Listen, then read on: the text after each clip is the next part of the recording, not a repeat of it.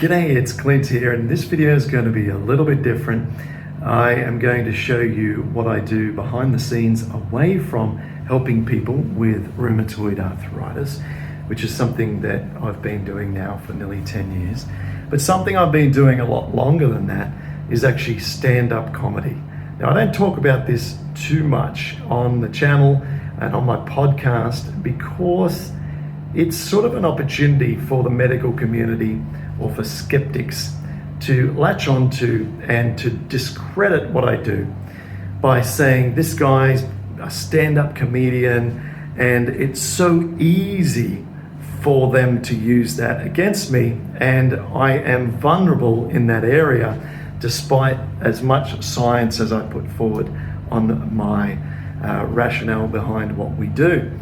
But I wanted to share this with you because I felt that it was kind of interesting and something different than always talking about rheumatoid. So I've just got off stage after sort of a 17-minute spot performing here in Penrith, which is a suburb in Sydney.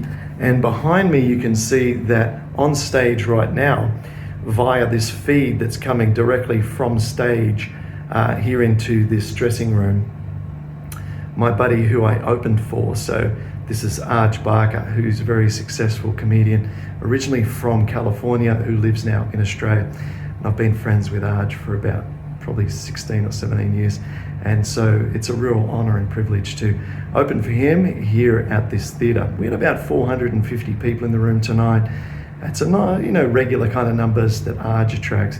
And the reason I'm sharing this with you is because I'm sure that you'll understand that when you talk about rheumatoid arthritis all the time, and you help people with rheumatoid arthritis all the time, or you're just thinking about it and living with it, if you have this condition or something similar, that it can consume your mind and consume your thoughts. And it's a very heavy kind of thing to think about and to deal with. And so coming out on stage and telling jokes and contributing to the world in a completely different way is so liberating. It's just such a different expression of my abilities and my passion and interests. And so it really helps me to step out of any personal stuff that I've got going on.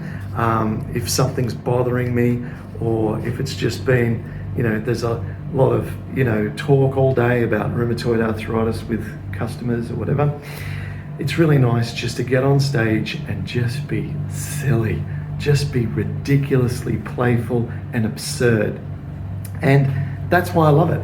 So, if you've got parts of your life that you aren't expressing your talents, or you aren't doing something that really kind of gives you relief from thinking about rheumatoid arthritis all the time, then embrace it. We can't heal if all we're doing all the time is obsessing about the outcome.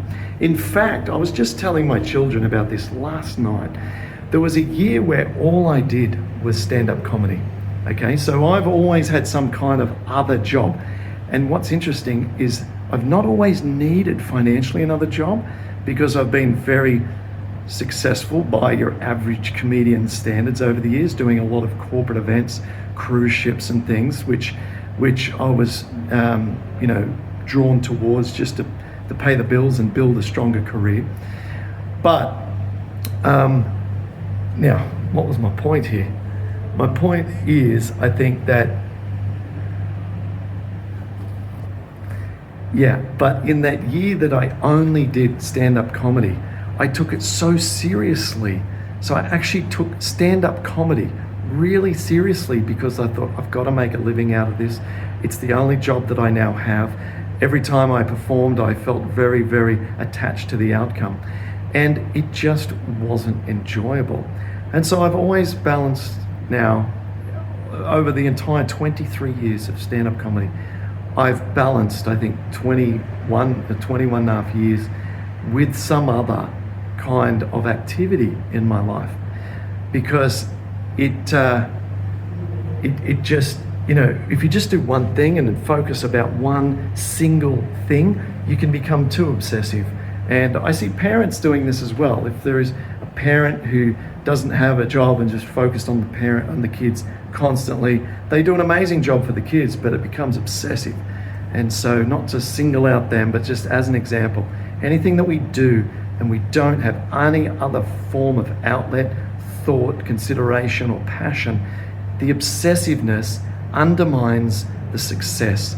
So I'm sort of wandering around here, just showing a little bit of backstage. All these theatres are just like this. Normally at a lot of the theatres I go to, there's a lot of famous acts who've performed there, and they have the framed autographed posters on the walls and so on. Not so much here tonight, but that's something that's often interesting to look at. So that's it from me. I hope you have some kind of passion, some kind of interest that can distract you from only thinking about your health, because that's important for balance. And I appreciate you spending a little bit of time with me talking about something different. And I am grateful that you let me share this with you. And if you're still watching, thank you, and have a wonderful, wonderful rest of your day.